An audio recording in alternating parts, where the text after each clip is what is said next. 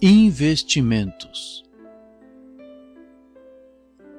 Esta mensagem titulada Investimentos foi pregada pelo irmão William Marion Branham no dia 24 de novembro de 1962 no Hotel Washington Ury em Shreveport, Louisiana, Estados Unidos da América. Muito obrigado. Com certeza gostaria de expressar meus sentimentos, como disse o irmão Palmer. Sou um bom ouvinte. Gostei disso esta manhã, eu não perderia isso por nada, ouvir estes diversos irmãos e os que estão dando esses testemunhos. O irmão que acabou de cantar tem frequentado nossa igreja lá e eu conheço sua mãe e irmãs aqui por muitos anos. Nunca cheguei ao tabernáculo a tempo de ouvi-lo cantar e ia sugeri-lo, e então ele chegou e disse que ia cantar. O irmão aqui disse que ele ia cantar também. Assim eu disse: o irmão pode cantar o seu esta noite? Assim ficaremos felizes em ouvi-lo. É sempre um grande privilégio estar onde a presença do Senhor está. E como o nosso irmão disse, que há tanta da carne, nossas diversas denominações nos afastando uns dos outros, mas há um corpo místico de Cristo. E esse é o corpo em que todos entramos por um Espírito, batizados neste corpo, e então nos tornamos cidadãos do reino dos céus. Agora, creio que devemos sair daqui às 12. Alguém fala com o irmão Branham. O quê? Podemos sair depois do meio-dia. É todo o tempo que tenho? Só 2 horas? Estou meio desapontado. Sabem, demoro muito para dizer o que penso, mas e estou agradecido por uma audiência que é paciente comigo, mas não estava falando sério. Agora, apenas algumas palavras para os homens de negócios e todos que estão aqui. E quero dizer que tem sido horas grandiosas. Ontem à noite, meu coração estava aquecido, mesmo quando cheguei em casa, como disseram. John Wesley disse em seu peito, ao ver que nosso Deus ainda vive. E não temos de supor isso. Ele é real. É a simplicidade de apenas aceitar o que ele disse e ver se tornar realidade. Veja, a palavra é uma semente. E se essa semente for colocada no solo certo, na temperatura certa, ela crescerá se estiver fertilizada, e sabemos que esta palavra está fertilizada, pois é o próprio Deus. No princípio era a palavra, e a palavra estava com Deus, e a palavra era Deus. Ela ainda é Deus, se fez carne e habitou entre nós. Estamos tão agradecidos por ouvir metodistas, batistas, presbiterianos, greco-ortodoxos, e todos juntos se reunindo em um grande lugar. E creio que Jacó cavou um poço, e o inimigo o expulsou, e ele o chamou de malícia. E cavou outro poço e o expulsaram, e chamaram esse de contenda. Ele cavou outro poço e disse: há lugar para todos nós. Então, acho que é mais ou menos assim. Lutero cavou um, e Wesley cavou um, agora temos um, há espaço para todos nós. Assim, fiquemos todos aqui e bebamos deste poço. Se você está montando um camelo de uma corcova, ou um camelo de 2 corcovas, ou um camelo de 3 corcovas, ainda pode vir e beber. É isso, estamos em nossa jornada. Acho que agora, depois do nosso pequeno senso de humor e tal, como eu penso ser bom, até o próprio Deus tem senso de humor, sabe? Penso que devemos inclinar a cabeça um momento para a oração, antes de entrarmos na palavra. Nosso Pai, grande e poderoso Deus, o qual nosso cantor acabou de expressar todos os nossos sentimentos, quão grande és Tu! Nos aproximamos de Ti em nome do Teu Filho amado, Senhor Jesus, nosso sacrifício. E ao passarmos deste recinto, a Tua presença pela fé, olhamos através do nosso sacrifício para o Teu trono, sabendo que Ele nos prometeu que se pedirmos alguma coisa em Seu nome, será concedido. Vamos procurar ler a Tua palavra e falar sobre ela. Agora, permite que o Espírito Santo tome a palavra e plante no coração de cada um de nós. Circuncida os lábios que falam e os ouvidos que ouvem, e que ela caia em boa terra para produzir 100 por um. Pedimos, em nome de Jesus. Amém. Se muitas pessoas geralmente gostam de anotar os lugares da Escritura em que os ministros leem, gostaria de chamar sua atenção para o Evangelho de São Marcos, capítulo 10, começando com o versículo 17, como leitura, para tirar daí um contexto. E, pondo-se a caminho, correu para ele o qual se ajoelhou diante dele e lhe perguntou: Bom mestre, que para ter a vida eterna? E Jesus lhe disse: Por que me chamas bom? Ninguém há bom senão um, que é Deus. Tu sabes os mandamentos: não adulterarás, não matarás, não furtarás, não dirás falso testemunho, não defraudarás alguém e honra teu pai e a tua mãe.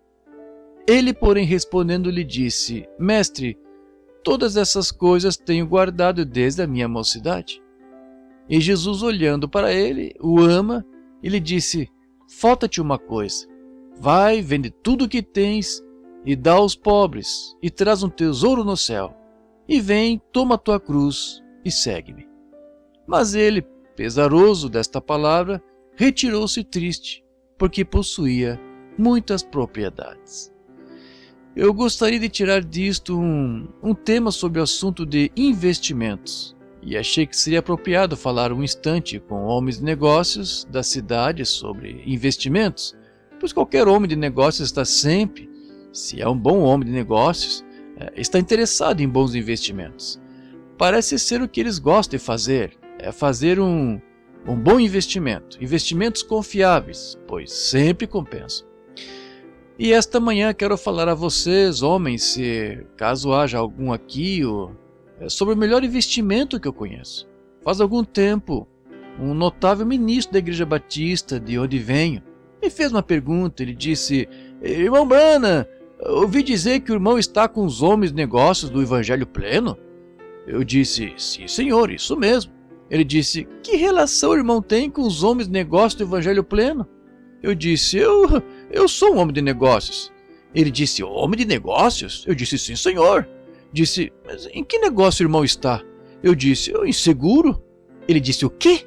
Eu disse: Segurança. Disse: Mas de que tipo? Eu disse: Vida eterna. Se alguém quiser conversar sobre uma apólice comigo após a reunião, será um prazer atendê-lo e conversar a respeito. Faz algum tempo um amigo com quem estudei, ele é corretor de seguros e é um bom homem. Tenho um irmão que é corretor de seguros, mas acontece que nunca tive seguro. E assim nada contra, mas o rapaz veio certa vez, seu nome é Snyder. Seu irmão é ministro batista, Wilmer, me disse. Ele disse: Billy, eu gostaria de falar com você sobre seguro. E eu disse: Wilmer, obrigado. Eu disse: eu falarei sobre qualquer outra coisa, mas eu disse: eu já tenho seguro. E ele disse: Oh, desculpe-me. Ele disse: Tem o quê? Eu disse: Tenho segurança. E a minha esposa olhou para mim como se eu fosse mentiroso. Ela olhou e olhou para mim, pois eu não tenho seguro. E ele disse: Billy, que seguro você tem? Eu disse: segurança. Bendita segurança, Jesus é meu. Oh, que antegozo da glória divina. Sou herdeiro da salvação, comprado por Deus, nascido do seu espírito, lavado em seu sangue. Ele disse: isso é muito bom, Billy, mas não vai colocá-lo aqui no cemitério? Eu disse: vai me tirar. Não estou preocupado em entrar, quero sair. Assim, eu não estou preocupado em entrar lá, a questão é sair. Então, é disso que eu quero falar. Um homem que tem dinheiro quer aplicá-lo em um bom investimento, é claro. Um homem que tem tanto quanto, digamos, uns 10 mil dólares, gostaria de aplicá-los em algum investimento.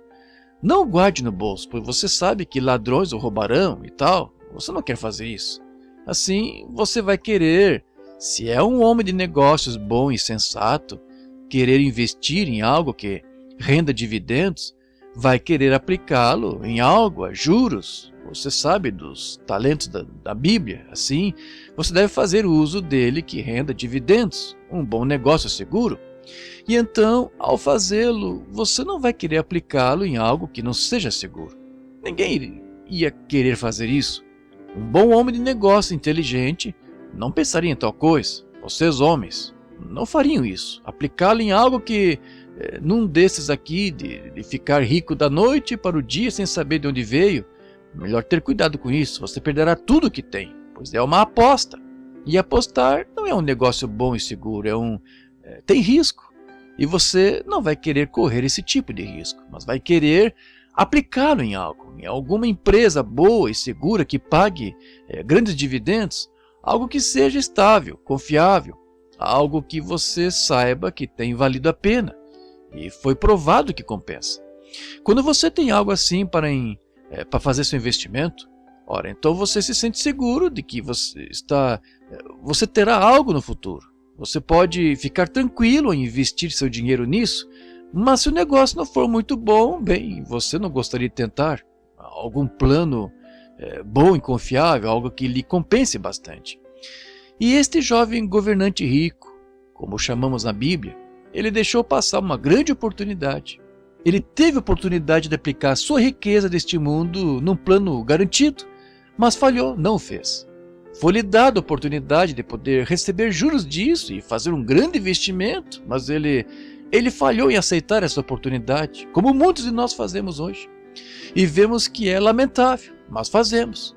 Agora, embora este plano que lhe foi oferecido estivesse perfeitamente vindicado de que era sólido, quando Jesus veio à Terra, provou que ele era o que disse que era, que ele era Deus manifestado em carne, pois levou isso a um desafio e disse: se eu não faço as obras de meu Pai, então não me acrediteis. Assim, este jovem era como esta grande e rica era de Laodiceia em que vivemos. Eles viram uma grande oportunidade para investir em algo, mas não é popular. Jesus não era um homem popular em seus dias, somente entre os pobres e analfabetos.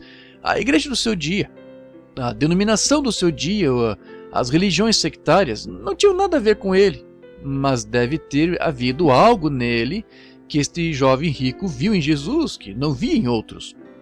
E ele teve o bom senso de ir e perguntar o que poderia fazer, pois tinha visto em Jesus que havia uma qualidade que ele não via em mais ninguém, mas veja, ele era muito rico nas coisas do mundo.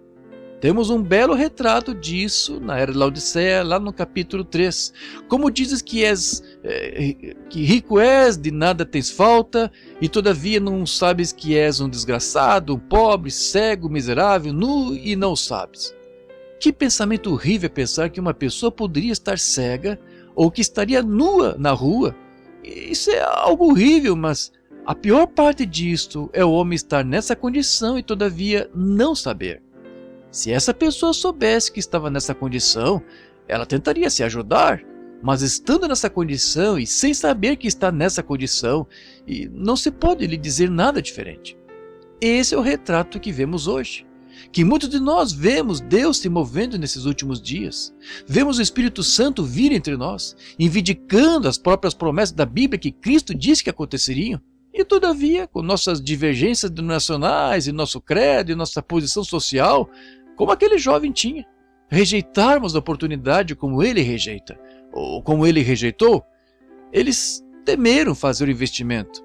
Ele preferiu ficar com as coisas que tinha, popularidade, dinheiro, cobiça, em vez de aplicar seu investimento quando a oportunidade bateu à sua porta, para o reino de Deus.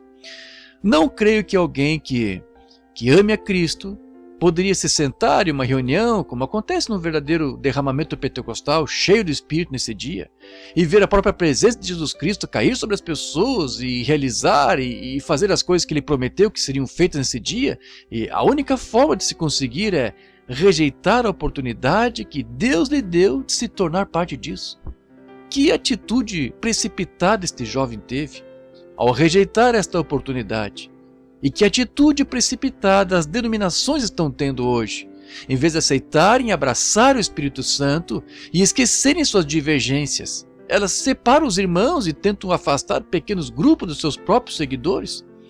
Vemos que em Apocalipse 3, na era de Laodiceia, em que agora vivemos, segundo minha interpretação da Escritura, que quando a mensagem veio da era de Laodiceia, como foi em cada era, e cada era teve um mensageiro, que vemos neste último dia, e vemos que essa igreja era muito rica, e discordavam tanto dele, que o expulsaram da igreja. Pois é a única era da igreja que encontramos, mesmo ao longo da... Bem, não acharíamos que a era da igreja de Éfeso e a de Sardes, e como foram todas as eras da igreja, até a era de Filadélfia, a era da igreja wesleyana e tal, mesmo em todas essas eras, ele não foi expulso. Mas na era da igreja de Laodiceia, ele estava do lado de fora, mas ainda estava batendo, tentando entrar em sua própria igreja. Com sua presença divina, como foi quando ele esteve na terra, Deus estava em uma pessoa. Agora Deus está em sua igreja, sua vida dividida entre seu povo. Deus vivendo entre eles, tentando uni-los no corpo místico de Cristo, que é chamado sua noiva. E quando ele está tentando fazer isso, e ele o fará, pois como disse o profeta, seu precursor, que veio para o seu primeiro advento, disse: destas pedras Deus pode suscitar filhos. E hoje, quando anos atrás as bênçãos caíram sobre os pentecostais, e eles se separaram, e aparentemente não tendo a fé, Deus pode, de metodistas, de ortodoxos e tal, dessas pedras suscitar filhos a Abraão. E já pensaram, meus irmãos, vocês já pensaram? Já lhes ocorreu na Escritura que no mesmo dia em que a virgem adormecida foi comprar azeite, esse foi o dia em que ele veio? Quando se vê ortodoxos gregos, episcopais, metodistas, batistas, presbiterianos entrando, famintos por isso, onde podemos conseguir este azeite? Lembre-se, foi nessa hora que veio o noivo. Estejamos atentos aos nossos investimentos, onde eles compensam. Agora, eles o expulsaram das suas denominações? Eles não o quiseram. O jovem rico foi embora triste, embora, nota que diz aqui na Escritura, Jesus olhando para ele, o amou. E ele tem amado essas pessoas nessas organizações. Elas são o povo de Deus. Ele as amou e ofereceu. E tem oferecido pelos últimos 50 anos a oportunidade de fazer outro investimento nele. Não na construção de uma igreja, mas no poder e na ressurreição de Cristo e recebendo o batismo do Espírito Santo. Não é popular? Claro que não. Nunca foi popular. Qualquer coisa que Deus já fez na terra nunca foi popular desde o princípio. É muito impopular. Foi designado que fosse assim. Jesus não chamou os fariseus de paredes caiadas. Disse: qual de vossos pais não perseguiu os profetas? Vós branqueais seus túmulos agora, mas fostes vós que os pusestes lá. Eles edificam sobre alguma coisa grande. Os metodistas sobre John Wesley, um grande homem. Os luteranos sobre Martinho Lutero e tal.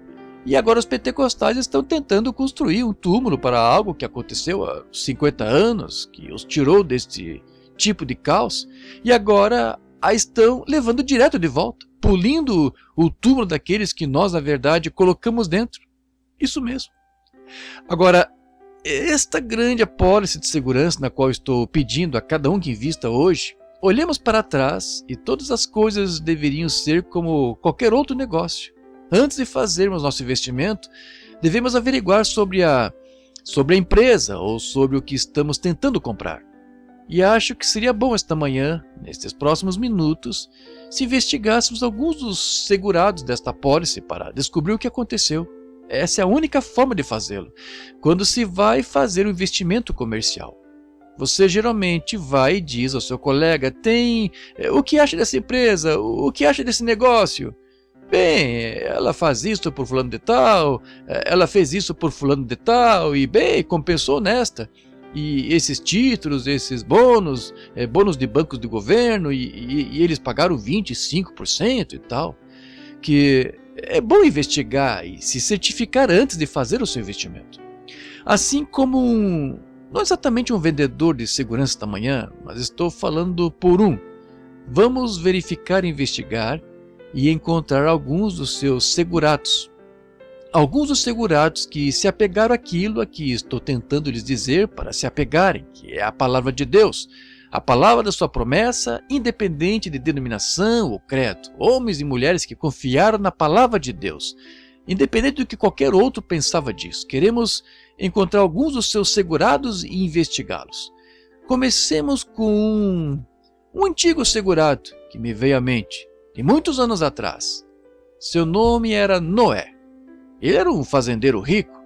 E vemos que, embora tendo boas posses na terra, certo dia, Deus falou com ele. E geralmente quando Deus fala, é tão contrário aos pensamentos terrenos. É tão diferente da tendência moderna, que a pessoa que recebe a pólice, as outras pessoas que não têm a pólice, ou não sabem nada sobre ela, que nunca conversaram sobre ela, acham que o homem está louco por aceitá-la. Sempre foi assim. Deus disse a Noé, por promessa, vou destruir o mundo e quero que construas uma arca. Colhe a madeira da tua fazenda e não cultives mais árvores de sombra, pois quero que construas uma arca. É para a salvação da tua vida. E Noé, obediente a isso, não se enquadrava com os pensamentos científicos modernos deles. Sabe, somos ensinados que tínhamos uma civilização maior então do que agora. Jesus disse, como aconteceu nos dias de Noé, assim será na vinda do Filho do Homem, uma civilização moderna. E Gênesis nos diz que nunca haviam tido chuva nos céus. Deus regava por irrigação. O mundo estava na vertical, não estava inclinado para trás. E não tínhamos chuva. E eis que veio um homem, vindo baseado em uma pólice que lhe foi dada por Deus, dizendo que o juízo estava chegando. E esta era a única forma de escapar dele, que estava vindo um fenômeno como a chuva, a água ia cair dos céus. Talvez alguns dos seus modernos cientistas pudessem mostrar com seus instrumentos e dizer: podemos observar a lua pelo radar e não há isso de água no céu. O homem está totalmente insano, deixe-no para lá, ele trará desonra sobre si mesmo. E esse é um retrato perfeito do crente do dia moderno de hoje. Ele é considerado totalmente insano, é emotivo, é louco. Agradeço ao irmão aqui, na ponta, por seu elogio, de que fui tolo bastante para crer na palavra. É isso mesmo. Eu quero continuar tolo. Certa vez vi um pequeno cartaz. Contaram para mim a respeito de um homem na Califórnia. Ele tinha uma grande placa na frente dele aqui que dizia: sou tolo por Cristo. E nas costas, com um ponto de interrogação, dizia: por quem você é tolo? Aham. Noé era tolo aos olhos do mundo, naquele dia, por causa de Deus e por causa da palavra. Mas ele tinha uma pólice que ia render dividendos, que ia compensar com a salvação da sua vida. Como eu disse antes, pode não se enquadrar com todo o movimento científico. Eles podem tentar hoje dizer que isso é pura emoção, como um irmão testificou, creio que aqui. Ele não queria emoção, e isso é bom. Acho que há muita coisa radical que acompanha isso. Eu estava lendo a vida de Martinho Lutero, ou a história, e dizia que não era um fenômeno que Lutero pudesse protestar contra a Igreja Católica e sair ileso, mas o fenômeno foi o homem conseguir manter sua cabeça acima de todo o fanatismo que se seguiu ao seu reavivamento. E eu mesmo hoje. Não é tanto um fenômeno ver pessoas saindo das organizações e tal, mas um homem que pode permanecer com a palavra e manter a cabeça acima de todo o fanatismo que tenta seguir tal movimento, sensações e tal, sobre o que baseia a fé, o que é com certeza carnal, como nosso precioso irmão citou para nós sobre o grego. Vejam, eles saem, a mesma coisa, carne, denominação e tal, mas alguém que consegue manter a cabeça acima disso e ficar com a síntese do Senhor. É verdade. Vemos que Noé, que depois de você ter recebido esta pólice da qual estou falando esta manhã, a segurança da salvação, você é sempre provado. E sempre há. O reino de Deus não vem por meio de observação. E sabemos que você é provado. Todo filho que vem a Deus deve ser treinado como filho. Acho que é esse o problema de muitos nossos pequenos Elvis e Ricks hoje. Eles não tiveram o tipo certo de treinamento como filho. Papai me levava ao depósito de lenha e recebi uma boa educação de como me comportar. Ele tinha um galho de nogueira com todos os 10 mandamentos na ponta. Isso sem dúvida me trouxe disciplina. Pena não termos pais e mães, mais deles hoje, que façam o mesmo. Em vez de ficarem dirigindo carros envenenados e ficarem fora a noite toda e suas filhas enredadas em algum... você sabe do que eu quero dizer. Agora, mas você é provado, submetido ao teste para ser provado. E Noé, depois dos dias da sua pregação, quando se pôs a arca da sua porta e deu a porta da sua arca e fez o último chamado, e Deus lhe disse: não trato mais com eles, entra na segurança que foi provida. Eu acho que é aí que estamos. Entre nesse local da zona de segurança. O tráfico do pecado está ficando horrível, mas Deus nos deu uma zona de segurança. Como eu estava falando ontem à noite, a vacina. Fique aí dentro, não fique vagando.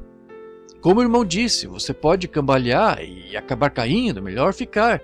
Agora, não fique vagando em ismos e dogmas, fique com a palavra, fique com Cristo. Conhecer a Ele é vida, não conhecer seu credo, não conhecer o seu livro, não conhecer nada, mas conhecer a Ele é vida. Vemos que Noé, vamos apresentar um pequeno drama disso. Está ficando tarde, Noé lhes disse: esta é a última chamada de vocês, tenho uma pólice aqui, a segurança de que vai chover, não me importa o que a sua regra científica diga, é melhor entrarem. Eles riram dele. Houve alguns que se sentaram perto, é claro, e escutaram, e outros nem vieram ouvi-lo. Assim Noé entrou, e a porta se fechou atrás dele. Noé não fechou a porta, Deus fechou a porta. E assim será ele de novo. Quando o último membro do corpo de Cristo não se tornará um corpo anormal por causa de você ou de mim. Melhor entrarmos enquanto há oportunidade. Não terá 6 dedos em uma mão, nem terá 2 unhas em um dedo. Será um corpo perfeito, sem defeito. Quando esse último membro tiver sido acrescentado a este corpo, Deus fechará a porta entre o juízo e a misericórdia. Ou a misericórdia e o juízo, devo dizer. Notem. Então, depois que a porta se fechou, posso ouvir Noé dizer à esposa, como se eu pudesse ouvir. E ao longo de umas dessas, como os irmãos falaram, dessa forma fundamentada de falar em línguas, ouvi-lo dizer: agora, de manhã as nuvens se levantarão e estará chuvoso, os trovões rugirão e os relâmpagos brilharão e virá uma grande chuva. Eu fiz o melhor que pude, mas estou dentro agora e a porta está fechada. Sabemos que algo sobrenatural aconteceu, pois não fechamos aquela porta. Alguém fechou a porta, foi Deus. E sabe, então houve alguns dos crentes que não avançavam, que estavam por perto e ouviram, que criam parcialmente. De certo, como o jovem governante rico, mas que disseram: é melhor subirmos. Sabemos que ele é um bom ancião e se vier tal coisa estaremos por perto. De onde poderemos chegar, entraremos rápido, ele abrirá a porta. Mas lembre-se, Noé não tinha como abrir a porta. Não seja limitado com Deus. Não seja apenas um bom homem ou uma boa mulher, seja cheio do Espírito Santo, batizado no corpo pelo Espírito Santo. Não aceite boatos, nada disso. Fique ali até estar morto, e sua vida seja nova em Cristo, e toda a sua vida seja mudada. Não se limite a uma emoção, a uma sensação, algo assim. Não faça isso. Fique ali até algo acontecer, mesmo que o mude totalmente.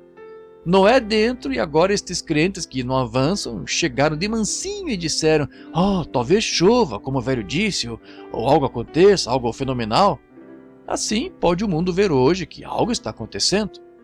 E na primeira manhã em que Noé se levantou e foi olhar pela janela, o sol nasceu tão brilhante quanto sempre. Imagino que Noé verificou e disse: espere aí, vejamos se eu estava certo. Voltou a palavra ao seu chamado, à sua promessa, tudo estava exatamente de acordo. Bem, ele só adiou, talvez seja amanhã. No dia seguinte o sol nasceu. Bem, o crente que não avança se tornou um crítico também, disse: veja, aquilo não estava com nada, e ele foi embora. Mas então, por fim, depois que Deus lhe deu sua última prova, no 7º dia, naquela manhã, os céus estavam negros, os trovões rugiam, os relâmpagos lampejavam. Então, grandes gotas de chuva começaram a cair, e um mundo frenético de pessoas começaram a aclamar e a procurar aquela arca, mas era tarde demais, como a virgem adormecida que bateu à porta. Era tarde demais. Não espere até esse tempo, vem agora. Notem, então, depois de tudo isso, a chuva ficou mais intensa, as ruas começaram a se encher, os esgotos transbordaram, a água começou a subir. Alguns deles disseram: vamos construir um barco e flutuar, vamos pegar um tronco de álamo. É o que muitos estão fazendo hoje, tentam flutuar num tronco de álamo, mas vemos que ele afundou. e acharam que conseguiriam construir um barco e estaria tudo bem, mas seus barcos afundaram. É o que vocês acham hoje, que podemos construir uma organização ou admitir muitas pessoas por meio de instrução, que terá êxito mesmo assim, quer seja construído por Deus ou não, mas a única coisa que passará no teste é uma igreja construída por Deus pela palavra, cheia do Espírito Santo. Tem de ser instruída por Deus, inspirada por Deus. O homem não tem nada a ver com isso, é Deus e Ele somente. As águas começaram a subir alto em volta da arca. A senhora Noé, de certo, suas noras estavam se indagando. Noé disse: fique tranquilas, Deus fez a promessa, nossa segurança nos está com certeza assegurada. E ele sabia que sua construção tinha sido de acordo com a sua instrução.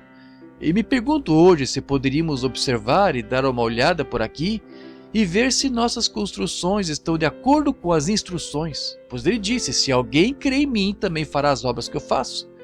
Pergunto-me se nossa construção se assemelha à instrução que nos foi dada. Mas Noé verificou tudo, cada canto estava betumado. Ele disse: mãe, tem de funcionar, Deus prometeu assim. Ora, ela disse: eu olhei para fora e vi os Joneses ou tal, o barco deles afundou, o nosso ainda está no chão. Se é preciso um pouco mais de perseguição, um pouco mais de juízo de Deus para fazê-la flutuar. Por fim, as águas ficaram cada vez mais fundas. Depois de um tempo, toda a família sentiu algo se mover. Ela saiu do chão. Só quero estar nele um dia desses. Estou ficando meio cansado desta velha casa pestilenta. Aos 53 anos, um dia destes espero sentir algo se mover. Queremos partir. A arca subia enquanto outros afundavam. A arca subia. Deus, em sua palavra, havia cumprido sua promessa. Satanás o tentou. Satanás tentou desanimá-lo.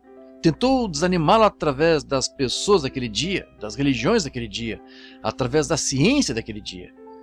Li no jornal ontem, creio que foi, ontem, que a ciência encontrou uma maneira do homem não ter de morrer, ter vida eterna. Bem, eles acham que isso é algo novo? Temos isso há 2000 anos.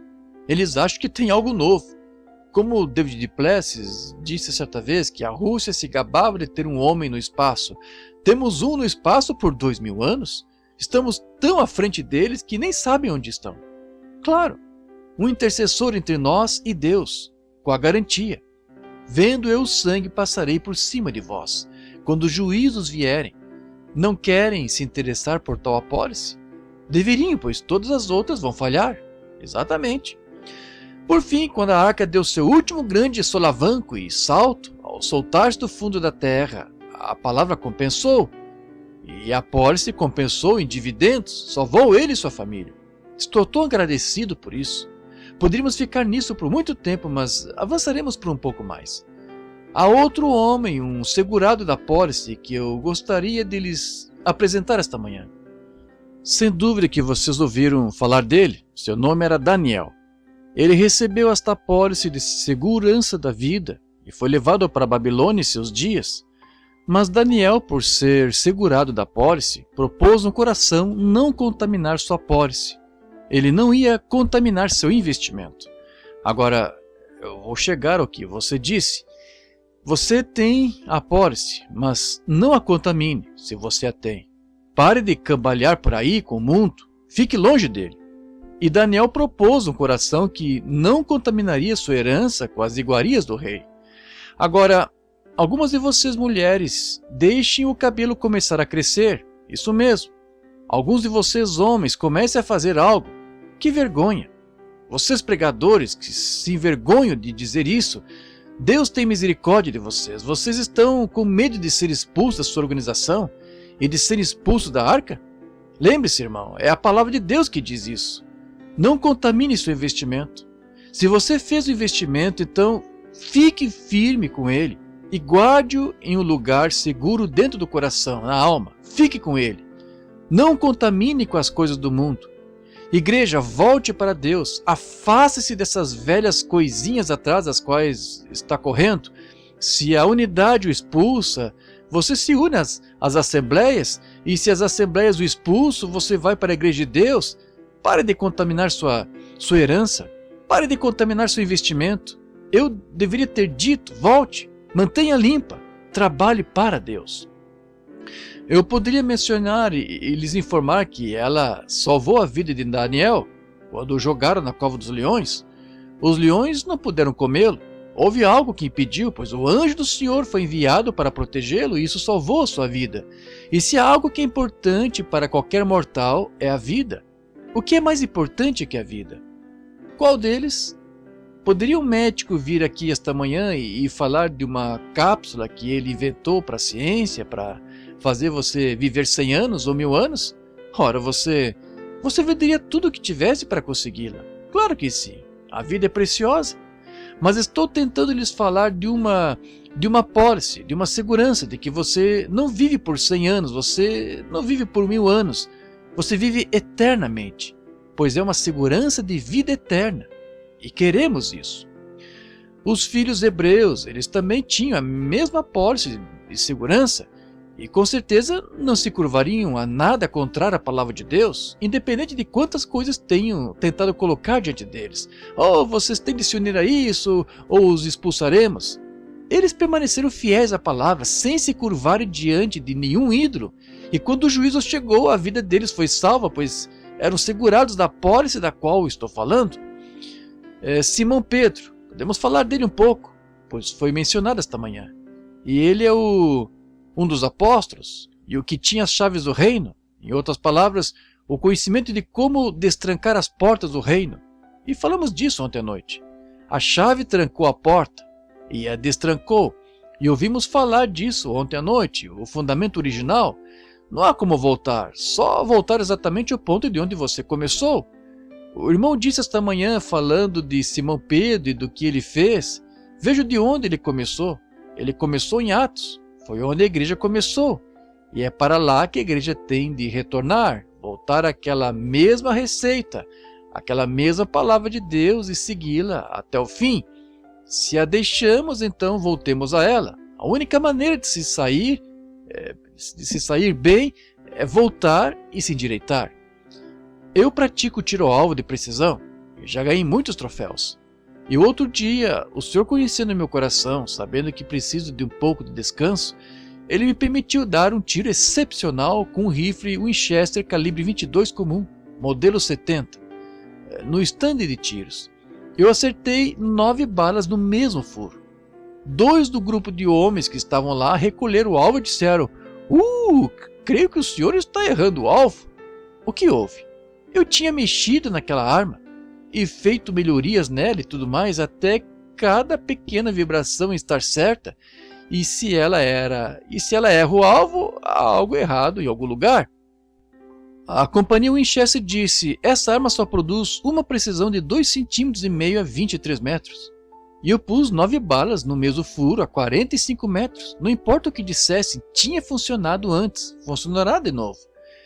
É o que eu digo hoje. Eles dizem: não podemos ter um Pentecostes como tiveram então, as pessoas não crerão nisso, não se pode fazê-lo, temos de ter a igreja, temos de ter a organização, temos de ter instrução injetada nisto e tal. Se funcionou lá atrás para pescadores analfabetos que puderam confiar na palavra de Deus, se atingiu o alvo então, se curou os enfermos, se ressuscitou os mortos, fará o mesmo hoje. Se a vibração certa for colocada na arma, ela centralizará. Senão, volte e revise sua arma. Assim, volte, pegue a receita e descubra onde estamos errados.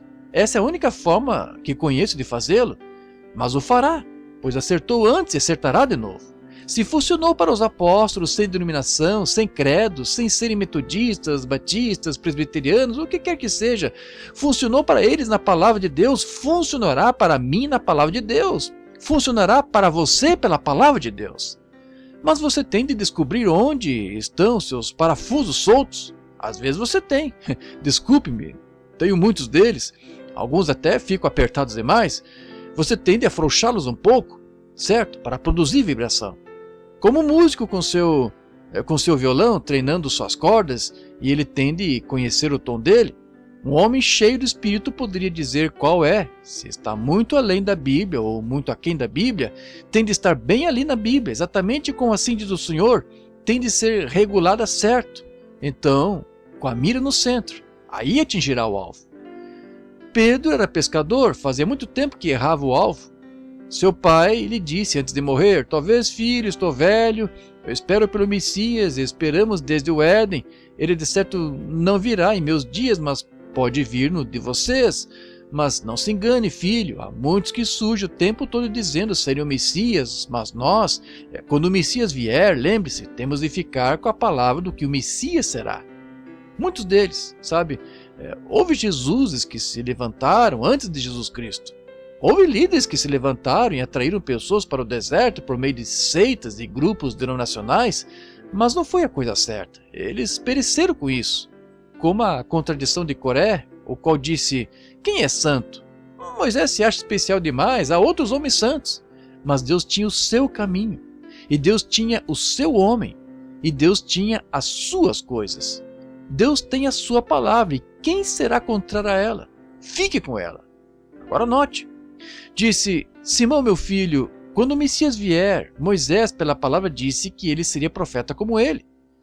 Quando André visitou, viu Jesus, ele voltou e tentou lhe dizer, imagino que Pedro balançou a cabeça e disse: eu sou pescador, eu investi nas redes do meu pai, eu vou pescar, essa é a minha ocupação. E sou fariseu, portanto, deixe que continue assim, vou à igreja, sou bom como qualquer outro homem, só isso. Isso é bom. Pertence à igreja que meu pai pertencia ou à tradição e ficarei com isso. Mas um dia ele caminhou na presença deste ser. E assim que chegou à sua presença ele disse: teu nome é Simão e és filho de Jonas. Ele não só o conhecia e quem ele era, mas conhecia seu velho pai Pio, o qual havia instruído, e estava de acordo com a palavra, um profeta. Pedro fez o investimento, largou suas redes.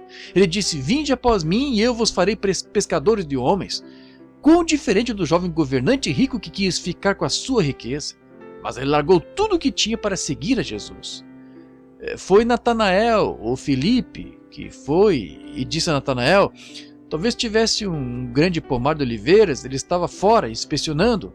E quando Filipe lhe contou sobre o que tinha achado, ele foi um pouco crítico no início, mas apenas veio visitar casualmente uma das reuniões, e assim que o viu, sendo um estudioso da Escritura, ele sabia o que o Messias seria, e se era certo deixar sua igreja em que estava, essas pessoas ortodoxas que estavam rejeitando Jesus, rejeitando a posse, e dizendo que não era boa, que não se podia confiar nela, que ele era um homem que se fazia Deus, que era um Beelzebu, que era incivilizado, que não tinha antecedentes, que ele nasceu ilegítimo, que ele não frequentou as escolas deles, que não foi instruído em seus seminários, que era contra a doutrina deles, que ele estava destruindo suas igrejas e sua doutrina estava impedindo o povo.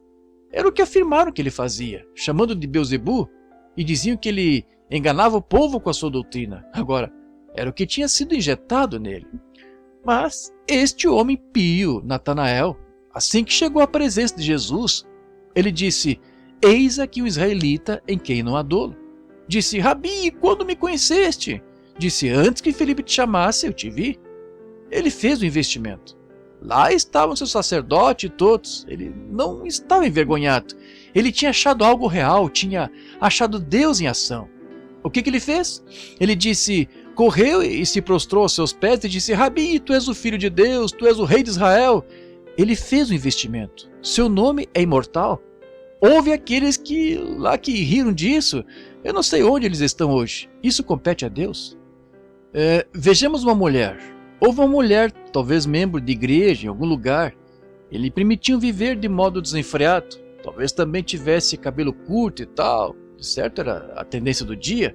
Mas certo dia ela chegou ao poço onde havia um estranho homem sentado, um judeu, diante de um pequeno panorama com cortinas atrás. E quando ela chegou lá, ela tinha seu jeito de ganhar a vida. Ele certo tinha os vários denários romanos na bolsa então, na pequena meia em que os estava carregando, e ela foi até lá para pegar água. Ela passou a noite toda fora, talvez por volta das 11 horas ela chegou lá, não sei, mas digamos que foi assim.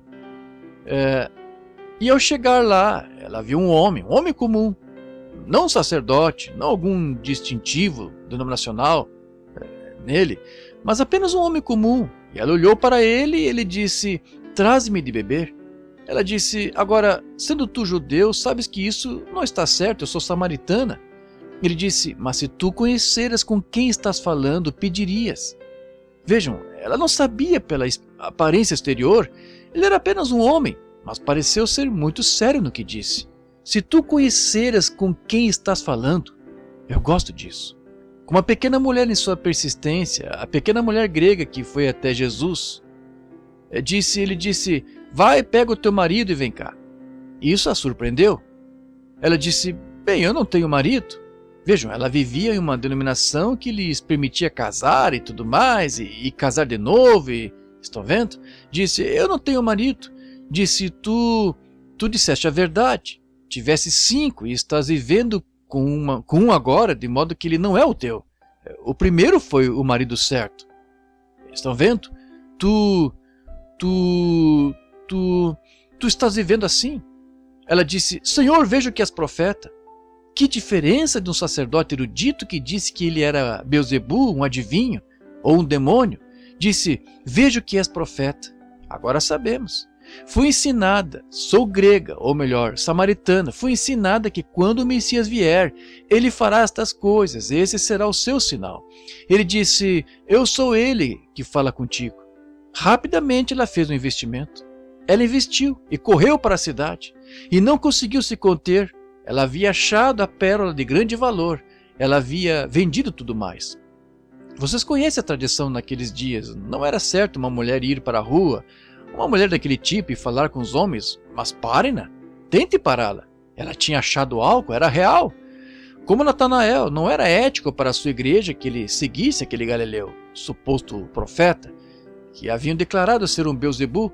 Não era certo que ele o fizesse, não era aceito pela igreja, não era ético, ele seria perseguido pela igreja por isso. Mas parem-no, ele achou algo real. Essa mulher achou algo real. Não era certo ela gritar isso na rua, ela era uma mulher de má fama, ela estava marcada, mas tinha sido perdoada. Ela achou algo real, e não se poderia pará-la, como apagaram um fogo num dia de vento. Ela estava ardendo. Alegria e paz pelo perdão dos pecados. Ela não queria mais o poço de Jacó, ela tinha achado uma fonte borbulhando com vida eterna. Ela deixou o seu balde lá e disse: chega disso, quero um investimento nisso. Que mulher inteligente ela era, com certeza. Ela achou algo em que investir. Tomemos outro personagem. Eu ia falar sobre a mulher grega um pouco. Vejam, ela teve muita oposição, vejam. A primeira coisa pode ter sido que ela era grega, não era judia. Sem dúvida as pessoas lhe contaram, disseram: agora espere aí, lembre-se, sua denominação não está patrocinando isto. Não lhe fazia diferença, ela tinha ouvido, ela tinha necessidade. E quando você tem necessidade e ouve que há algo para ajudá-lo, nada o deterá. Se Deus está chamando em seu coração, você não pode parar, ninguém pode. Não, Senhor, você vai mesmo assim. Pode imaginar que todas as irmãs da igreja disseram: bem, você será uma reprovação entre o povo. Isso não a deteve, ela continuou. Outro grupo se encontrou com ela e disse: o seu marido é homem de negócios e ele a deixará se você for até aquele bando de santos roladores. Isso não a deteve. Ela continuou mesmo assim. Ela foi persistente.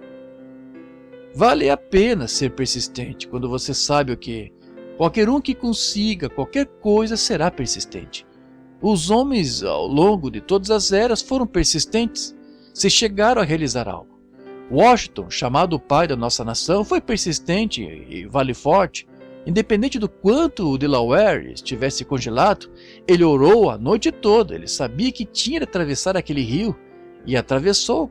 Independente do que acontecesse, ele atravessou mesmo assim. Ele foi persistente. E depois que esta mulher chegou a Jesus, olhe lá, aqui está o que a verdadeira fé faz. Quando você acha uma joia, quando acha esta pólice, não me importa quantas pessoas tentem desanimá-lo, se os expulsarem da sua igreja, se fizerem o que quiserem, você ainda é persistente, você quer a pólice. Assim foi Jacó. Não fazia diferença o que ele teria de fazer para conseguir aquela primogenitura, ele a queria. E chegamos a essa condição. Ficamos desesperados, então somos persistentes. Bem, eu lhe digo, mamãe era pentecostal, eu oraria esta noite inteira, mas estou tão cansado. Você precisa de um pouco de toxina. É disso que precisa. Algo para torná-lo persistente. Ela entrou correndo, prostrou-se diante de Jesus e disse: Tu, filho de Davi. Ele não era filho de Davi para ela, ela era grega, gentia. Ele não lhe deu atenção, então, por fim, ele se virou para ela e disse: Não fui enviado à tua denominação, fui enviado somente às ovelhas perdidas de Israel. Só fui enviado a essas. Ela disse: Mas, Senhor, nisso ela acertou. Não filho de Davi, mas Senhor, para ela, Senhor. Ele disse: E outra coisa, vocês não passam de um bando de cães, e não é bom que eu pegue o pão dos filhos e o deite aos cachorrinhos. Oh, se os pentecostais não ficariam furiosos com isso. Acham que eu deixaria um batista me dizer isso e ficar impune? Não, senhor.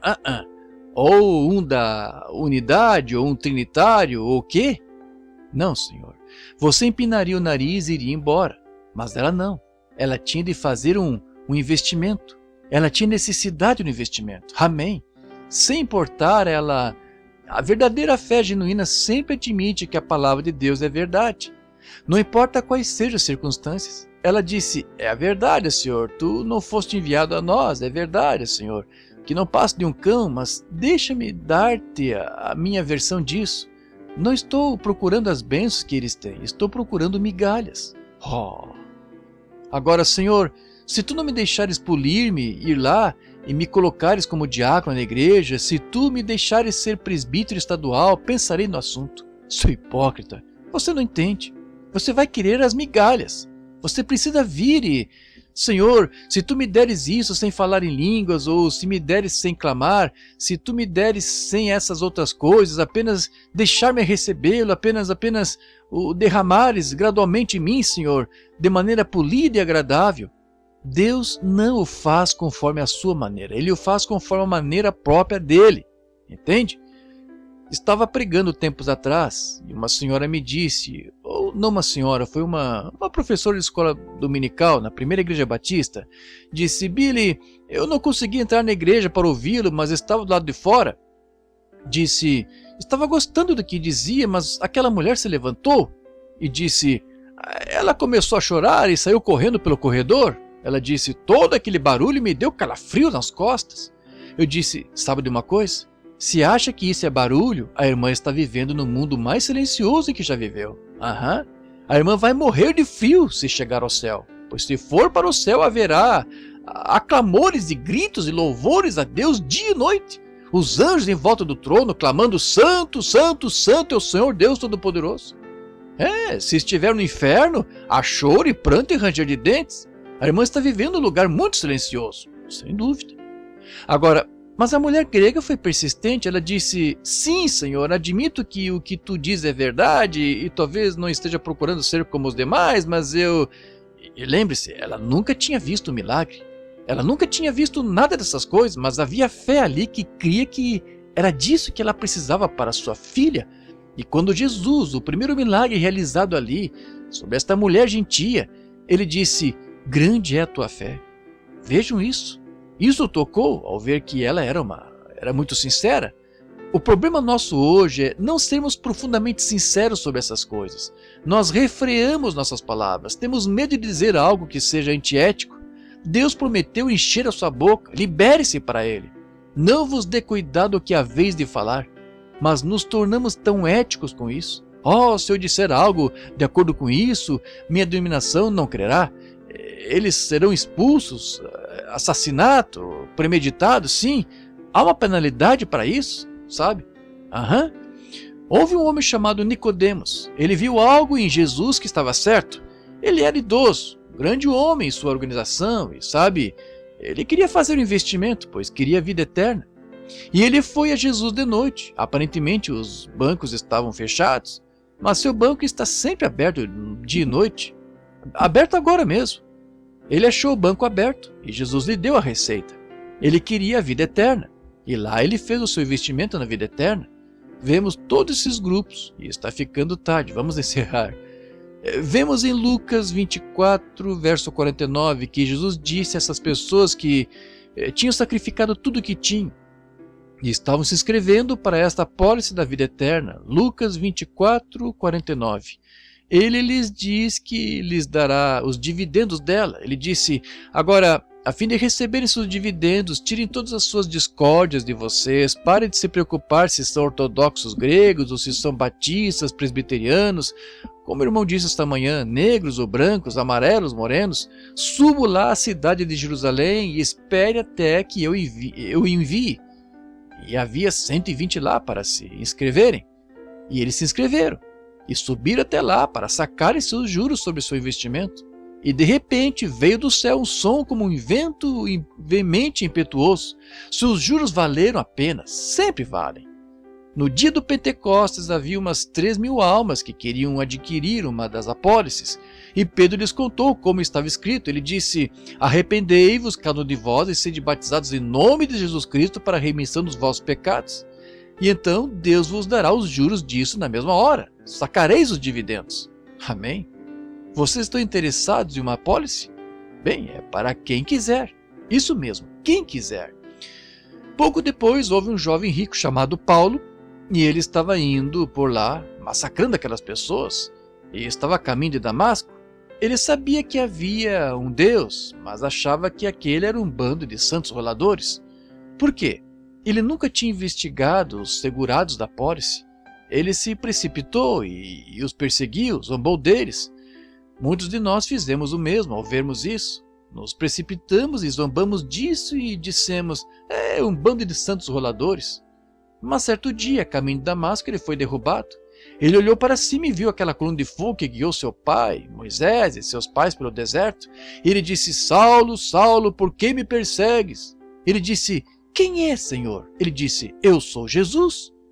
Ele constatou e teve certeza de que Deus se fez carne e habitou entre nós. Ele soube pela Bíblia, pois entendeu a palavra, que aquele era o mesmo Messias. E ele viu a vindicação disso. Ao ver a vindicação disso, ele estava pronto então para lucrar e ia adquirir uma apólice. Ele foi para Damasco e Ananias veio, ele impôs as mãos e o batizou e ele recebeu o Espírito Santo. Que coisa grandiosa!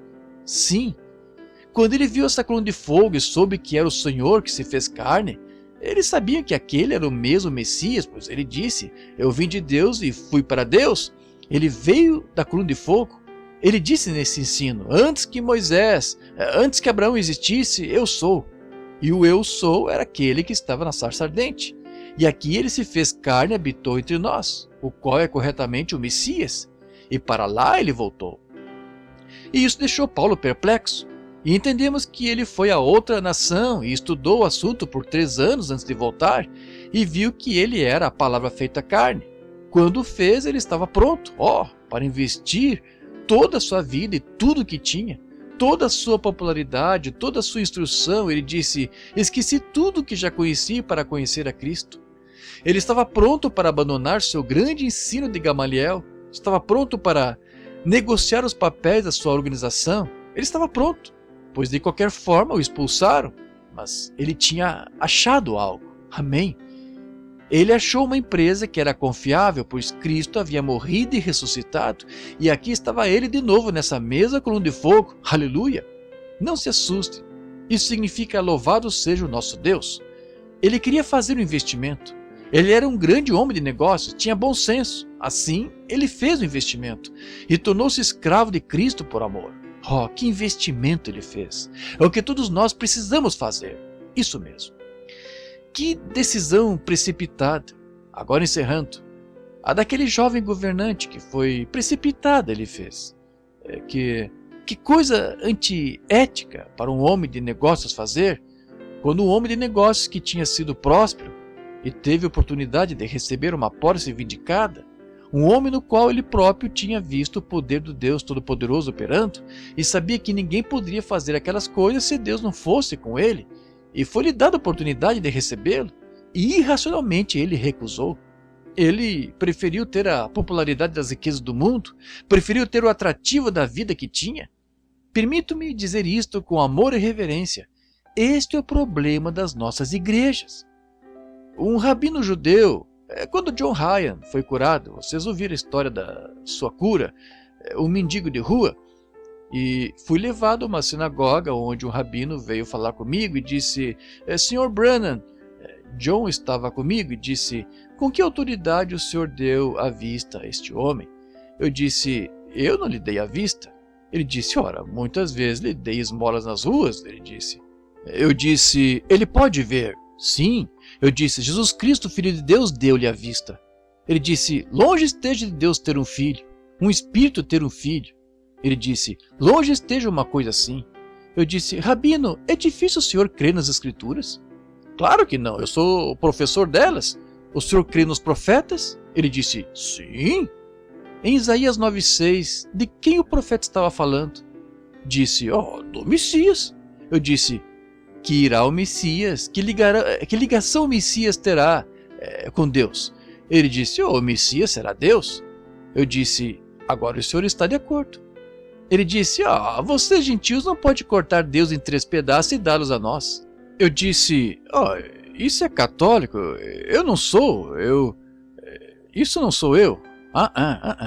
Há um Deus em 3 ofícios, de paternidade, de ser filho e Espírito Santo.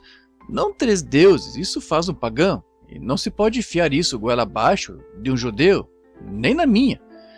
Lembre-se, é a palavra que o torna certo. Isso ficou decidido no Concílio de Nicéia, creio eu.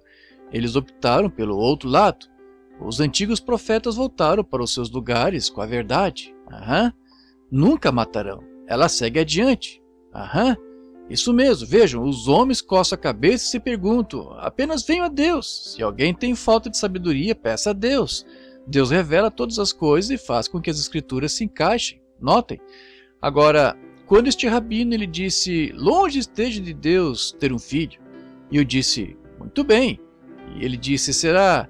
Eu disse: mostre-me o lugar em que ele falhou em provar que era Deus. Ele disse: Deus não seria ladrão. Eu disse: ele não era ladrão. Ele disse: ele foi no dia de sábado às plantações de milho e colheu milho. E eu disse: suas próprias leis levíticas lhe dizem que um homem pode passar pelo campo e comer o que quiser, mas não pode levar nada no saco. Sua própria lei. Ele a conhecia e se virou e olhou para mim e eu disse: John, pode ver, não pode? Ele disse: sim. Disse: Sr. Branham, admito que ele foi um bom homem. Eu disse: admite, rabino? Ele disse: sim, senhor. Disse: mais do que isso, admito que ele foi profeta. E se os sacerdotes do templo tivessem ouvido, estaríamos em melhor situação hoje. Eu disse: rabino, o senhor crê que ele era o filho de Deus? Ele disse: não. Eu disse: espera aí, o senhor disse que ele foi um bom homem, que podia confiar nele se ele é profeta. Ele não mente. E ele disse que era o filho de Deus. Agora, e quanto a isso? Sim. Ele disse: se eu pregar isso, estávamos em Benton Harbor. Ele disse: está vendo lá? Eu estaria na rua mendigando meu pão. Eu disse: judeu é assim, certo? Eu disse: prefiro me debruçar e beber água de rio e comer bolacha de água e sal e pregar a verdade de Deus, do que ter meu nome como o do Senhor nesse edifício em letras de ouro e comer frango frito 3 vezes ao dia. Sim, senhor, a verdade. As lágrimas rolaram pelo seu rosto. Disse: eu te vejo mais tarde. Eu disse: não, vamos vê-lo agora. Mas ele voltou. Então, quando ele entrou pela porta, ele se virou, olhou para mim e disse: mesmo dessas pedras, Deus pode suscitar filhos a Abraão. Ele cria. O quê? Ele estava com medo, como este jovem rico, de fazer um investimento. Isso mesmo.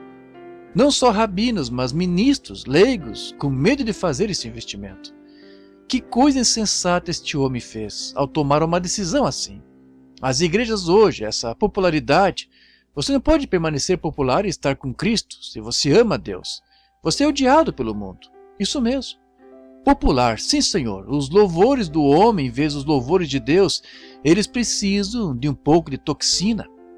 Mas este jovem rico agora, aqui está algo para vocês, homens de negócios.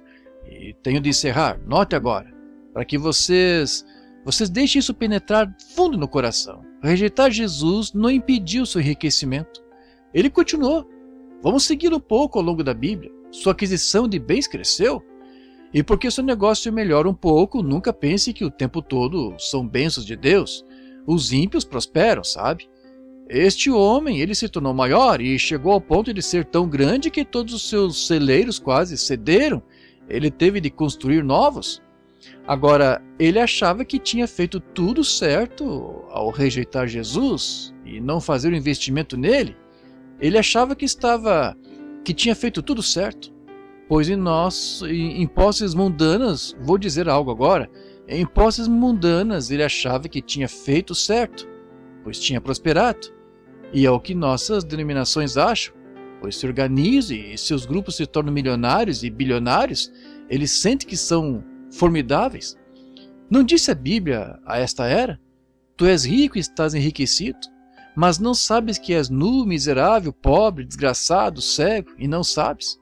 Que condição deplorável! Homens e irmãos, não façam investimento em algo assim, está fadado a perecer. Por que não fazer um investimento em algo que foi comprovado ao longo da Bíblia?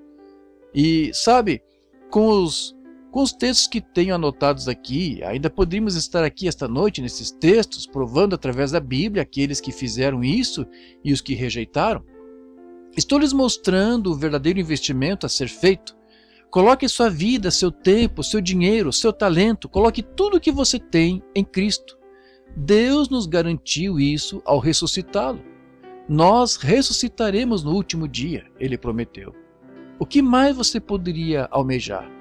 Diga-me de qualquer investimento que você pudesse fazer que renderia assim. Diga-me em que você pode investir esta manhã e ganhar 10 milhões de dólares e amanhã ser um cadáver. De que lhe ajudaria? Que aproveitaria o homem ganhar todo mundo e perder a sua alma? E se você fosse popular e chamado de fulano de tal, e diácono, e presbítero, e doutor, e bispo, ancião, papa, ou seja lá o que fosse que te chame, isso são louvores de homens.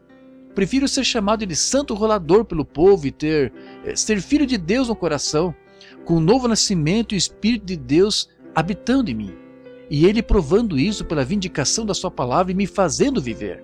Já não vivo a vida que vivia, disse Paulo. Todavia, ele era professor e erudito, mas mudou sua vida quando se encontrou com Cristo e fez seu investimento em Cristo. Ele foi um homem diferente desde então. Oh, enriquecido com certeza este homem foi. E sabe de uma coisa? Jesus lhe disse, se notaram bem, ele disse, vai, vende tudo o que tens e dá aos pobres e vem e me segue, toma a tua cruz e segue-me, e terás riquezas no céu. Está vendo? Que investimento para se fazer, mas ele escolheu não fazê-lo. Agora, assim a era da igreja de Laodiceia escolheu mesmo, e não fazê-lo. E lembre-se, quando ele ficou tão rico como a igreja ficou hoje, o pobre estava à sua porta e só conseguia as migalhas que ele varria para os cães, Lázaro, o pobre em espírito. Jesus disse em Mateus 5, bem-aventurados os pobres em espírito, porque deles é o reino dos céus. Não queremos ocupar esse lugar incômodo, esse lugar desprezado de ser pobre em espírito. Não queremos isso. Queremos que alguém nos elogie e ser alguém importante. Como o irmão disse há pouco, com certeza selou bem quando disse como podem ter fé quando fazem acepção de pessoas entre si ou desejam os louvores uns dos outros? Não importa o que qualquer um diga, você vai querer os louvores de Deus, o respeito de Deus por você. Ele só irá respeitá-lo se você guardar a palavra dele. Muito bem. Agora, e vemos que aquele homem pobre e espírito estava à sua porta e se arrastava em busca das migalhas. Talvez se fosse do exército de salvação, ele lhe desse uma moeda de 10 centavos quando passasse por ali, ou algo assim, para não parecer tão ruim, vejam. Mas imagino que ele investia bastante em sua própria igreja e em sua organização, que o mantinha grande e importante. Mas a recompensa por fim veio. Por fim chegou lá. O grande funeral que ele teve. Imagina que um velho acadêmico veio com uma túnica larga e disse: nosso precioso irmão agora está no céu. Ele fez isso e aquilo. É membro da nossa congregação. Está agora no céu. Como somos gratos por nosso precioso irmão. Quão diferente era da palavra de Deus. Jesus disse que sua recompensa, que ele estava no inferno. Ele fez o investimento errado. E no inferno ele olhou para cima e viu o pobre em espírito que tinha feito o seu investimento, desfrutando no seio de Abraão. Sim, E então foi ele que virou mendigo, desejando que... ele era um crente professo. Pai Abraão, manda esse mendigo aqui. Houve uma reviravolta. Seu investimento estava no negócio errado. As posses do mundo e o louvor dos homens. Mas este mendigo estava lá com fome. E foi acolhido ao seio de Abraão. Manda Lázaro, ele está aí, onde pode tomar um gole d'água quando quiser, ele pode. Desfruta aí das bênçãos de Deus. Manda descer com algumas gotas de água nos dedos para que possa tocar meus lábios ressecados aqui, pois essas chamas estão me atormentando. Essa é a recompensa. Pelo quê? Por rejeitar e fazer o investimento certo. Não façam isso, homens, não façam isso. Homens de negócios, eu tenho confiança de que vocês não farão isso. Se você é homem de negócios, venda cada pérola que tem e compre aquela de grande valor. Faça o seu investimento em Cristo, na vida dele em você. Agora, vemos que tudo que tem princípio tem fim. E só uma coisa que nunca teve princípio, que é Deus. E quando a Bíblia fala aí, acho que não estou citando errado diante de um erudito grego, e de um grego, a palavra zoe significa a própria vida de Deus. Então, se temos vida eterna, a palavra grega zoe significa que temos parte da própria vida de Deus, pois nos tornamos parte dele, somos filho e filha dele, então temos a vida eterna. E isso não morre, você tem a vida eterna. Só há uma forma de vida eterna, que é Deus. Deus é eterno, ele nunca começou, ele nunca pode terminar. É a única forma de podermos ser eternos com ele é nos tornarmos parte dele. A única forma de me tornar Branham foi porque me tornei parte de um Branham. A única forma de me tornar da raça humana é ser um deles. E a única forma de eu conseguir ser filho de Deus é tornando-me parte de Deus. Então tenho de nascer do seu espírito. Amém? É isso? Venda todos os seus credos denominacionais e invista na vida eterna. Homens de negócios, mulheres de negócios, vocês veem ao longo da Escritura, muitos outros têm passado pela mente de vocês.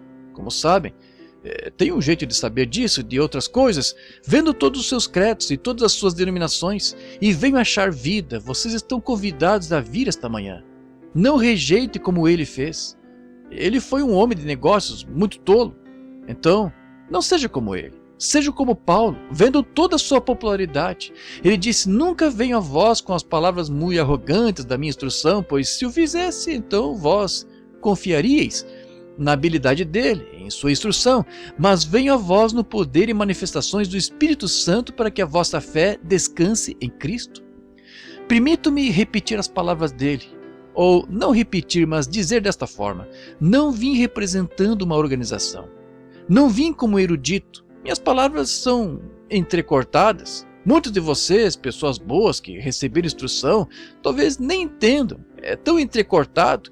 Mas venho a vocês no poder do Espírito, nas demonstrações do Espírito Santo, que é Deus vindicando a sua palavra para que a fé de vocês não descanse no que o homem faz, mas no que Deus prometeu. Inclinemos a cabeça. Solenemente, Senhor, estamos no limiar, onde uma decisão deve ser tomada. Este grande tempo de jubileu que estamos celebrando no Tabernáculo Vida, do teu convite, 50 anos atrás, ao teu povo, e apresentamos isso detalhadamente no melhor da minha forma de saber, e dependendo do Deus que concede o coração do homem para que ele o revele da forma apropriada, pretendida, para que os homens possam ver para retornar, e a única forma de fazê-lo é vindo a verdade da palavra. Rogo-te, Pai Celestial, que nenhum de nós seja tão tolo a ponto de rejeitar o investimento assim, que possamos investir nosso tempo, nosso talento e tudo o que temos para os louvores de Deus, sabendo disto, que não importa se ganhamos o mundo inteiro e perdemos a alma, de que nos adiantou? De que adianta o louvor de um homem quando o fogo atômico estiver queimando a terra? De que adiantará hoje, talvez quando nossas lápides estiverem despontando na areia, quando os ventos uivantes, quando este mundo for lançado ao sol além, tirado do seu lugar, como antes da destruição antediluviana, e lançado, em vez de ser lançado para longe do sol, lançado em direção ao sol.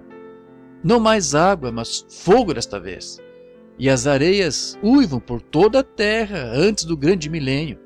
E nossas lápides mostram doutor fulano de tal, irmão fulano de tal, ou bispo fulano de tal. De que nos adiantará quando nossa alma estiver em algum lugar além da eternidade? E tem de acontecer. Os vivos sabem que tem de morrer. Como homens e mulheres, moços e moças esta manhã, Senhor, todos estamos cientes de que não estamos aqui para ser vistos ou ouvidos pelos homens. Estamos aqui na agonia do Calvário. Estamos aqui com o Espírito Santo no coração chorando, como Ele fez através do nosso Senhor, por sua rejeição em Jerusalém. E nosso espírito esta manhã chora por um mundo perdido. Dá-nos sabedoria para saber como os abordamos, Senhor. Não queremos que se percam. O próprio Espírito dentro de nós nos condenaria se desejássemos que se perdessem. Mas que o Espírito Santo clame constantemente, esquadrinhe, até que façamos todo o esforço com o nosso talento, com o nosso tempo, com o nosso dinheiro, com tudo que temos. Independente de quão pequeno seja, nós oferecemos a Ti. Ajuda-nos, Senhor, a levar esta grande mensagem a um mundo agonizante. Tenho muito pouco, Senhor, que consigo oferecer, nenhuma habilidade, nenhuma personalidade, nada, mas só tenho a minha alma, Senhor, minha voz, e é toda Tua. E eu estou certo de que ela fala por toda esta audiência. Usa, Senhor. Se eu tivesse dinheiro, seria Teu. O tempo que tenho pertence a Ti, tudo, meu tudo em tudo. Ajuda-me, Senhor, e ajuda-nos a todos. Queremos fazer um investimento esta manhã no reino de Deus. Perdoa a nossa preguiça. Quão terríveis temos sido ao encontrar este grande tesouro, e como o Espírito Santo em nós deveria ter o mesmo interesse de quando estava em Cristo, sempre em fazer a vontade do Pai e sua ordem. Ele veio para salvar os perdidos. Dá-nos o desejo, Senhor, que não se aparte do nosso peito esse ardor, como o Teu grande servo John Wesley disse. Que nunca essa parte, que cresça cada vez mais até que nos lance de joelhos para implorar e persuadir, que nos lance de joelhos para irmos aos caminhos e atalhos e nas esquinas e nos negócios e a toda parte, às igrejas, aonde quer que cheguemos, e apresentemos esta vida eterna aos homens e mulheres hoje, e quando tudo terminar, que nos reunamos em o Teu lar. Enquanto nos sentávamos aqui esta manhã olhando através desta mesa e vi o irmão Rizouzer, esse santo ancião pio, ouvi falar dele conduzindo aquele arado e pense em mim como um garotinho descalço com uma das cordas sobre os ombros, atrás de um velho arado. Esse Teu grande santo da Califórnia esteve na Rua Azusa, vendo aqueles homens de seus ombros curvados devido ao trabalho duro no campo, e sentei-me neste café da manhã com eles. Prefiro estar aqui a estar com o presidente sentado com este grupo pio. Nossos olhos, quando nós, os mais jovens, olhamos e vemos nossos pais e mães como lutaram para ganhar o prêmio e navegaram por mares sangrentos, ajuda-nos, Senhor, a prosseguirmos de onde eles estão deixando. Concede, Senhor. E um dia, quando a vida terminar, e talvez não nos sentarmos mais num café da manhã como este, mas nos sentarmos numa ceia que será servida no céu algum dia, e então o Rei, em toda a sua glória, com as suas grandes vestes, aparecerá, e estenderemos a mão por cima da mesa para cumprimentar uns aos outros. Tão feliz em vê-lo, irmão! Lágrimas de alegria escorrerão pelo nosso rosto, mas o Rei dirá: a batalha acabou, vocês fizeram o melhor que puderam. Então, com as mãos, Ele enxugará de nossos olhos toda lágrima, e dirá: entrai nos gozos do Senhor que vos estão preparados desde a fundação do mundo, quando o nosso nome foi posto no livro da vida do Cordeiro. Senhor, ajude-nos a ser gratos a Ti, em nome de Jesus Cristo, que servimos a Ti. Amém.